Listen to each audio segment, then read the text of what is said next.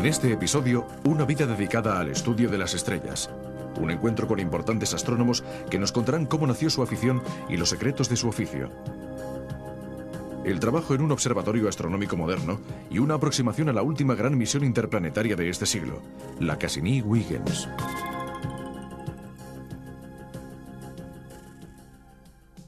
Estrellas, planetas, cuásares, galaxias, estrellas de neutrones, agujeros negros.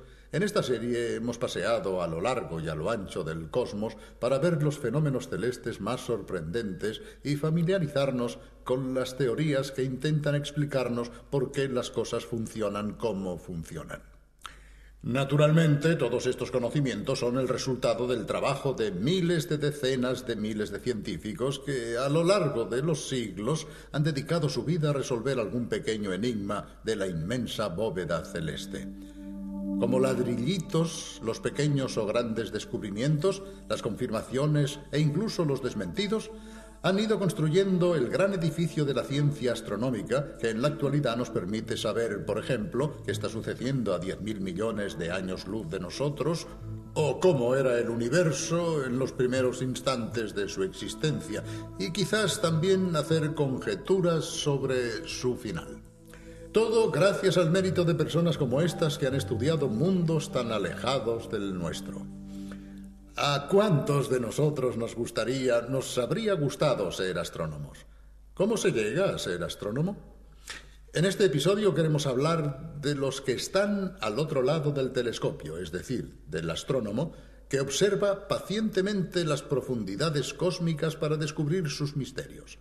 Hemos preguntado a varios importantes astrónomos como Franco Pacini, Andrea Carusi, Robert Kirrenbach y Eleanor Helin ¿cuándo y cómo nació su afición y qué estudios realizaron después? Veamos.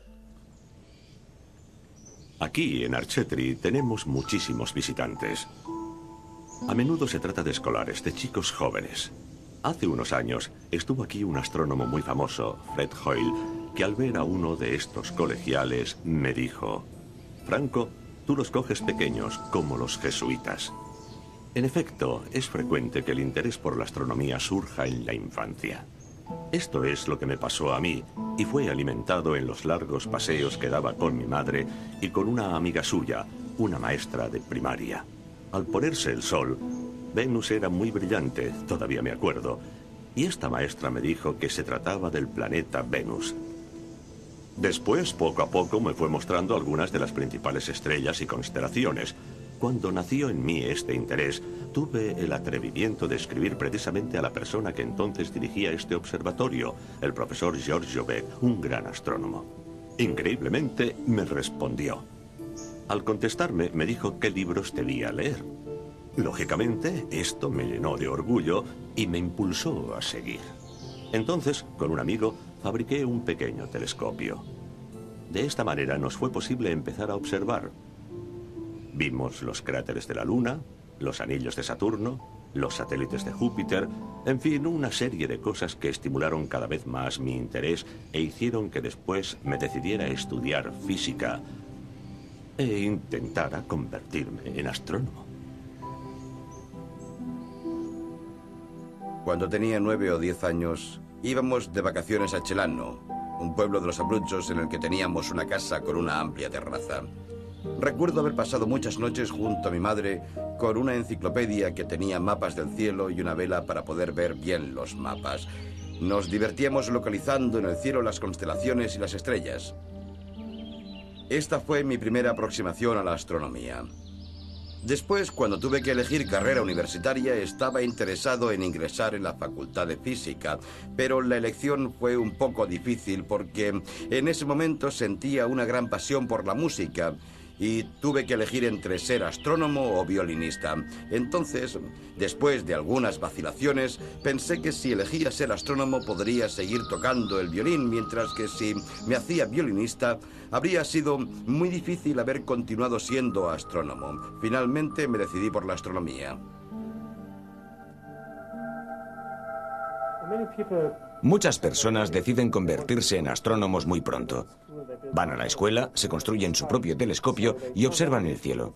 Al final transforman lo que era simplemente una afición en una profesión. Mi caso fue un poco distinto. La física siempre me gustó, pero fue al licenciarme cuando decidí dedicarme a la astronomía y convertirme en astrónomo profesional. Antes de ser astrónoma, trabajé como geóloga. Después me interesé por los cráteres de la Luna, preguntándome qué clase de objetos podían haberlos producido. A partir de aquí, descubrí la necesidad de estudiar los asteroides que pasan cerca de la Tierra. Así, en los años 70, empecé a estudiar estos cuerpos celestes y todavía los estoy estudiando en la actualidad. El trabajo de los astrónomos es muy diferente en la actualidad. Las noches pasadas observando las estrellas a través del ocular del telescopio ya son cosa de otros tiempos. Actualmente los telescopios envían sus propias imágenes a los ordenadores, donde son registradas y analizadas. Así es que ya no hay ninguna necesidad de estar junto al telescopio. Se pueden recibir las imágenes solicitadas vía satélite sin tener que salir del despacho. En cierto modo, los observatorios astronómicos se han convertido en grandes industrias con muchos técnicos especializados que manipulan el telescopio enfocándolo en la dirección precisa y que además también se ocupan de su mantenimiento.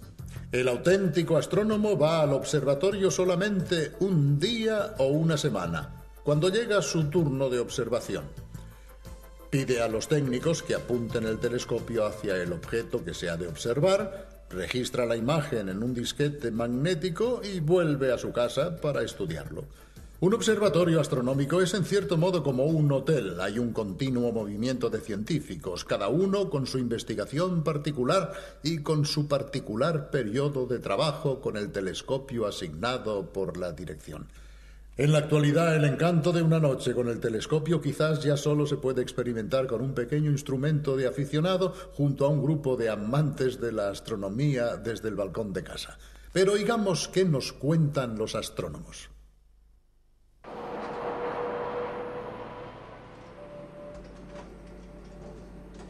Frecuentemente el trabajo del científico es muy normal. Es un trabajo de empleado. Yo, por ejemplo, trabajo diariamente con el ordenador con un horario de oficina normal, sin problemas especiales. En otros casos es un poco más complicado. Cuando estamos observando debemos trabajar de noche. De todas maneras, diría que el motor principal de nuestro trabajo es siempre la curiosidad. Es decir, nosotros somos personas con un interés por descubrir cosas nuevas, por indagar cómo funciona el mundo, por qué las cosas funcionan como funcionan. Esto puede parecer un poco infantil, pero se trata precisamente de la curiosidad física del niño que siempre se sorprende de lo que encuentra. Recuerdo que hace muchos años estaba estudiando 2 cometas con un colega. Ahora son 2 objetos que no tienen ninguna relación entre sí y que viajan por distintas zonas del sistema solar, pero nosotros sospechábamos que podían tener un origen común.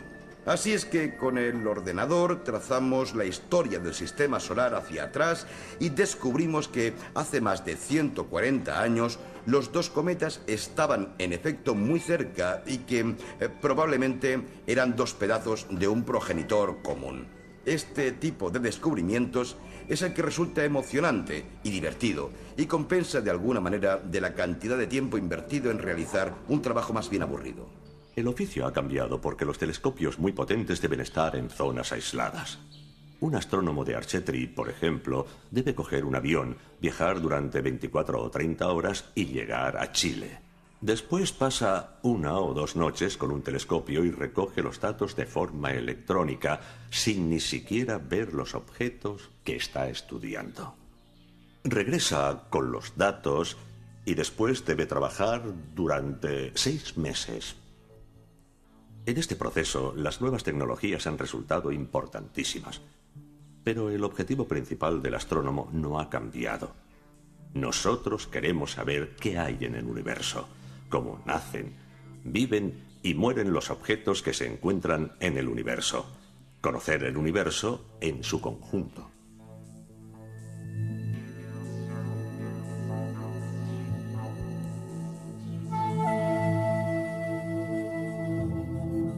Estos son los Andes chilenos. Localidad La Silla, a más de 2.600 metros de altura. Hace mucho frío y es un lugar inhóspito, pero ha sido elegido por uno de los centros de investigación astronómica más importantes del mundo, el de la ESO, el Observatorio Europeo Meridional. ¿Cómo viven los astrónomos en este centro? Uno de los pocos de esta clase en todo el mundo. Es una vida más bien extraña. Yo ya me he acostumbrado porque hace muchos años que estoy aquí. Pero comparada con la vida de un oficinista de cualquier ciudad europea, es realmente muy especial. Habitualmente, un astrónomo pasa aquí una semana, porque en primer lugar hay que decir que aquí trabajamos, dormimos, vivimos y comemos, mientras que tal vez nuestra casa está en Santiago, que se encuentra a 650 kilómetros de distancia. De manera que no podemos volver a casa después del trabajo. Por ejemplo, esta semana soy el encargado de la coordinación del Grupo Astronómico de La Silla. Esto significa que, en este momento, trabajo la mitad del día y la mitad de la noche. Uno de mis colegas está de guardia como astrónomo y debe permanecer despierto toda la noche. Entre otras cosas, debe supervisar a los encargados de la observación, debe controlar que todo funcione bien y, si hay algún problema, ha de tratar de resolverlo. Si hace mal tiempo, por ejemplo, si aumenta la humedad o el viento cobra mucha fuerza, debe avisar al personal y cerrar las cúpulas para proteger el telescopio. Nuestra vida es muy especial. Por ejemplo, por la mañana todos tenemos cara de sueño, unos porque forman parte del turno de día y hace poco que se han levantado de la cama, y los demás porque acaban de salir de la cúpula. Estos desayunan rápidamente y se van a dormir. Esta es la vida del astrónomo. Aquí, en cambio, estamos en pleno clima tropical, en la isla de Puerto Rico, donde se encuentra el mayor radiotelescopio del mundo. A estos instrumentos no les afectan las molestas luces de las ciudades como a los telescopios ópticos, así es que no hay necesidad de construirlos en la cima de una montaña remota. Pero aquí tampoco faltan los problemas para mantener el radiotelescopio en perfecto funcionamiento.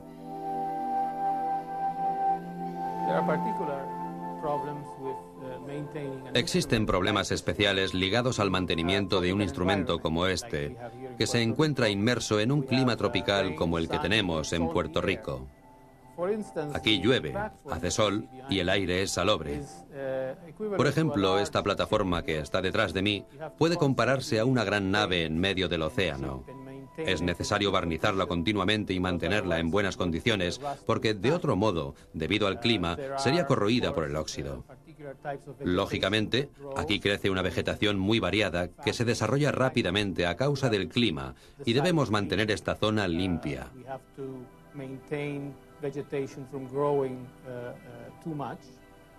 Tenemos que impedir que la vegetación crezca demasiado. Como ya habrá observado, la superficie del reflector está recubierta por una especie de líquenes o algas. Es como una pátina negra que, de todas formas, no representa ningún problema porque las ondas de radio no ven las algas. Disponemos de un equipo de personas que se ocupan del mantenimiento del telescopio y de toda la instalación. Prácticamente, la mitad del personal del observatorio dedica su tiempo a diversos trabajos de mantenimiento.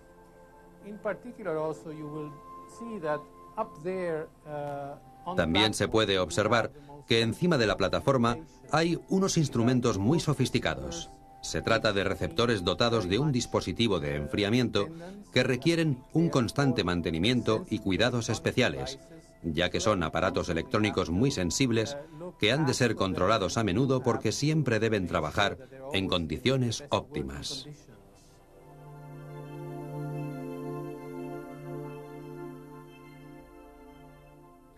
Con la era espacial, muchas observaciones que antes se realizaban con telescopios como las de los planetas del sistema solar, se han podido llevar a cabo de otra manera, visitando estos planetas directamente con sondas automáticas dotadas de telecámaras y otros instrumentos. Al llegar al lugar como verdaderos reporteros cósmicos, estos robots espaciales han podido ver muchas más cosas que los astrónomos desde la Tierra. Uno de los más extraordinarios descubrimientos de estas exploraciones es tal vez la luna más volcánica del sistema solar, Io, que orbita alrededor de Júpiter. Las ondas Voyager y posteriormente la Galileo observaron numerosos volcanes y coladas de lava, un extraordinario paisaje invisible desde la Tierra pese a los potentes instrumentos utilizados para observarlo. En octubre de 1997 partió la última gran misión interplanetaria de este siglo, la Cassini-Huygens. Ya la hemos comentado en esta serie, pero hemos creído conveniente volver a hablar de ella porque el inicio del viaje de esta sonda hacia Saturno ha tenido lugar exactamente 40 años después del lanzamiento del primer satélite artificial de la Tierra, el Sputnik 1, en octubre del lejano 1957. Hace 40 años, los planetas como Júpiter y Saturno solamente podían ser estudiados con telescopios. Hoy la Cassini vuelve a estudiar el planeta ya visitado y fotografiado por otras sondas, las Pioneer y las Voyager. Estas sondas se han convertido en los instrumentos usados actualmente por los astrónomos para explorar el espacio de una manera que jamás habrían podido imaginar sus predecesores. Veamos.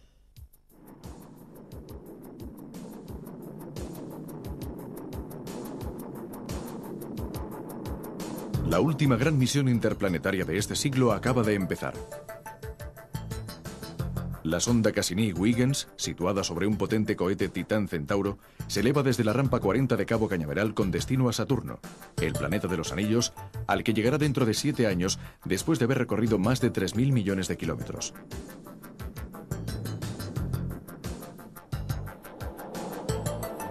En octubre de 1957 tuvo lugar otro lanzamiento histórico. Del Centro Espacial de Baikonur despegó el cohete que puso en órbita el Sputnik 1, el primer satélite artificial de la Tierra, un poco mayor que una pelota de fútbol y con unos 80 kilos de peso. Permaneció en actividad solamente 21 días, sin apartarse de una órbita muy baja. No protagonizó descubrimientos sorprendentes, pero marcó una etapa extraordinaria, el inicio de la era espacial. Hoy el hombre ya ha explorado el sistema solar, ha pisado la Luna y se dispone a estudiar más profundamente con sondas como la Cassini los planetas ya visitados por sondas menos sofisticadas como las Pioneer y las Voyager. 6 toneladas de instrumentos, ordenadores, motores, antenas y 18 instrumentos para investigaciones científicas están volando hacia las zonas más lejanas del sistema solar. Pero la ruta que está siguiendo la Cassini no es directa. Es más, en este momento se está dirigiendo hacia el lado contrario, a Venus, es decir, hacia el interior del sistema solar. Con un primer paso rasante cerca de este planeta en abril de 1998, la Cassini adquirirá velocidad gracias al impulso gravitacional recibido. En un segundo paso, en junio de 1999, otro impulso incrementará nuevamente su velocidad. Pero esto todavía no será suficiente. Para poder llegar a Saturno, la Cassini necesitará otros 2 impulsos gravitacionales. Uno de la Tierra, en agosto de 1999, y el otro del planeta gigante Júpiter, en diciembre del 2000. La Cassini es una misión conjunta de la NASA, la ESA, la Agencia Espacial Europea, y la ASI, la Agencia Espacial Italiana. A bordo de la sonda hay un módulo llamado Huygens, construido por la ESA, y destinado a explorar una de las lunas más misteriosas del sistema solar, Titán. En estas imágenes vemos cómo se está montando la Huygens sobre la sonda madre. Cuando en el 2004 la Cassini entre en órbita alrededor de Saturno e inicie un estudio que durará 4 años, la sonda Huygens se desenganchará y se zambullirá en la atmósfera de Titán a 20.000 km por hora, iniciando una violenta frenada.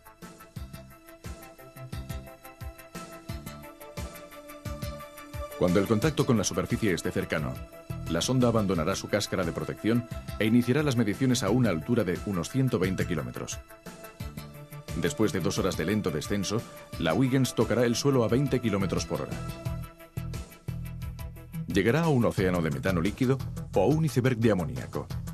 ¿Qué nos dirán los instrumentos de a bordo sobre esta luna que, como la Tierra, también posee una atmósfera?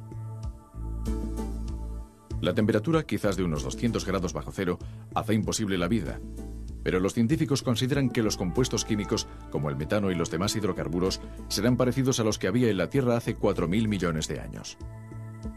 En Titán, el caldo primordial del que nació la vida en nuestro planeta ha sido, por decirlo de algún modo, conservado en el frigorífico y los científicos sienten mucha curiosidad por saber cómo era. Entretanto, la sonda madre permanecerá en órbita tomando más de 300.000 fotos de Saturno, de sus anillos y de las 18 lunas, con la esperanza de resolver algunos de los enigmas que las anteriores y breves visitas de las Voyager no consiguieron desvelar. Uno de los interrogantes más fascinantes se refiere a los espectaculares anillos de Saturno. ¿Cómo se mantienen en equilibrio? Se sabe que estos discos están formados por fragmentos de rocas y hielo, los mayores de los cuales tienen un tamaño comparable al de un automóvil. La numerosa familia de lunas que orbita alrededor de Saturno también recibirá la atención debida. Se trata de una familia muy variopinta. Desde Japeto, con una cara negra como el asfalto y otra blanca como la nieve, hasta Encelado, de superficie extraordinariamente lisa, pasando por Mimas y Tetis, marcadas por cicatrices y cráteres de enormes proporciones. En 4 años, del 2004 al 2008, la Cassini circunnavegará el sistema de Saturno 75 veces y seguramente muchos de los secretos de este planeta serán desvelados, aunque como siempre sucede en estas misiones, surgirán nuevos enigmas que requerirán otras visitas. La Cassini representa la última y la más cara de las grandes misiones del tipo de las Viking, las Voyager o la Galileo, en las que lo importante no es el coste, sino la cantidad y la calidad de los instrumentos científicos. Actualmente el modelo de las sondas futuras es la Pathfinder, que recientemente ha aterrizado en Marte con el pequeño todoterreno Sojourner, un robot con objetivos limitados, de construcción más sencilla, con menos instrumentos y sobre todo con un coste más bajo.